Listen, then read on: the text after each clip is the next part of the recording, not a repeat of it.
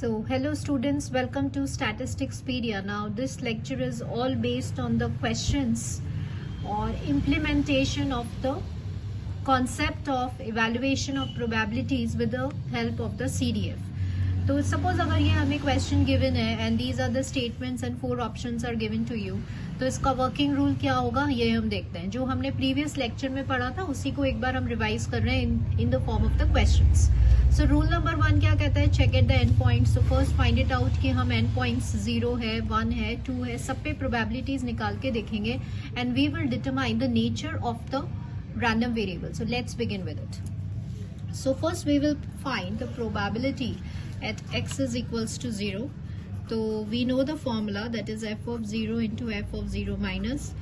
तो equals to 0 पे question में देखो क्या गिवन है. equals to 0 पे यहाँ आप 0 प्लेस करेंगे तो 1/10 एंड लेस देन 0 पे क्या हो जाएगा? 0 हो जाएगा.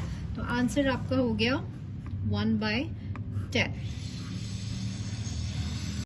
तो ऐसे ही हम probability at x equals to 1 पे निकालेंगे तो x इक्वल्स टू 1 पे क्या हो जाएगा? f of 1. फॉर्मूला क्या कहता है? f of 1 and f of 1 minus. तो एट अ पॉइंट 1 पे यहाँ पे आप 1 पुट करेंगे. 3 प्लस 1/10 तो ये आपका हो गया 4/10 minus less than 1. Less than 1 पे क्या आ रहा था? ये आ रहा था तो 1 प्लस 1 दैट इज 2/10. तो आपका आंसर क्या हो गया? This is 2/10. नेक्स्ट आइए, probability at x equals to 2 हमें इवेलुएट करना है.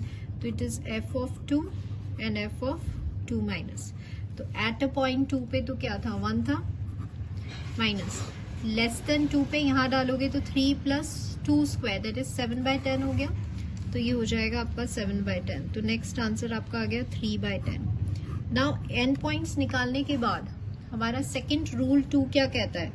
What is rule 2? कि आपका क्या कंक्लूजन है? आपने निकाल तो लिया but what was the result? Result क्या है कि हर रियल वैल्यू पे जो आपने प्रोबेबिलिटीज निकाली they are not equals to 0. तो इससे हम क्या कंक्लूड कर रहे हैं कि रैंडम वेरिएबल का नेचर कैसा है? Obviously discrete nature. It is a discrete random variable. Okay, now 4 options are given to you. Question कहता है कि इनमें से कौन सा स्टेटमेंट या तो 1 स्टेटमेंट ट्रू होगा या फिर 1 से ज्यादा स्टेटमेंट ट्रू होगा and we need to find this. तो देखिए हमने क्या पढ़ा हुआ है? व्हाट वी हैव लर्न्ड कि अगर क्लोज सेमी क्लोज्ड इंटरवल है तो we have learn this formula जहां पे इक्वालिटी साइन बी पर होती है. तो क्या हो जाएगा? F B minus F of A. तो चारों ऑप्शन दे रखे हैं. ठीक है, तो हमने देख लिया बस equality, close, semi closed, open interval का फर्क है.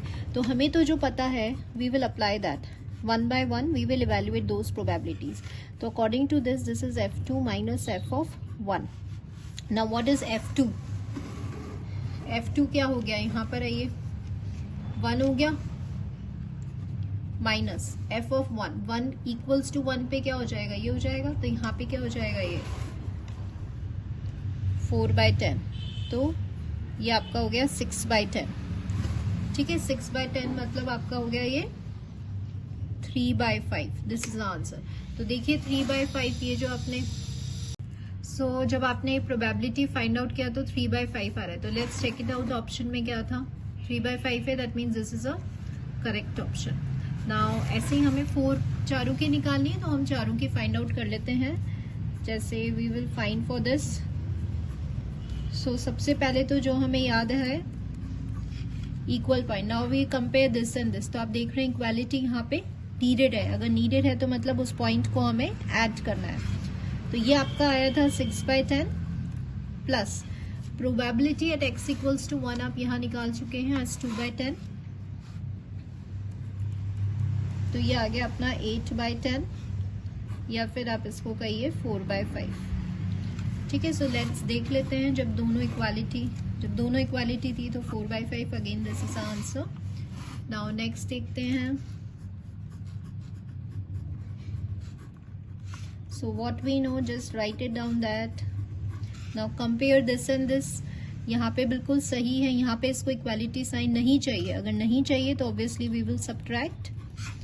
ये आपने निकाल लिया था 6/10 minus probability at x equals to 2 पे आपका आ रहा था 3/10. तो this is 3/10. So let's find it out. ये 3/10 ही है, ठीक है। अब लास्ट ये वाला है आपका प्रोबेबिलिटी। तो what we know this, now we compare this and this. तो यहाँ पे आप देख रहे हैं इसको इक्वल साइन चाहिए, that means it will be added. और यहाँ इक्वालिटी और क्वेश्चन में इक्वालिटी नहीं चाहिए, अगर नहीं चाहिए तो obviously we will subtract that, ठीक है। तो we will substitute these values, this is 6/10 plus x equals to 1 पे आ रहा था आपका 2/10 माइनस x इक्वल्स टू 2 पे आ रहा था आपका 3/10, है ना। तो ये हो जाएगा आपका 5/10, थोड़ा सा स्पेस कम है, राइट इट ओवर हियर, 5/10 या हाफ हो गया।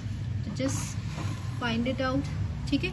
सो for this question all the options, all the statements are true, ठीक है। So this is how we evaluate the probability.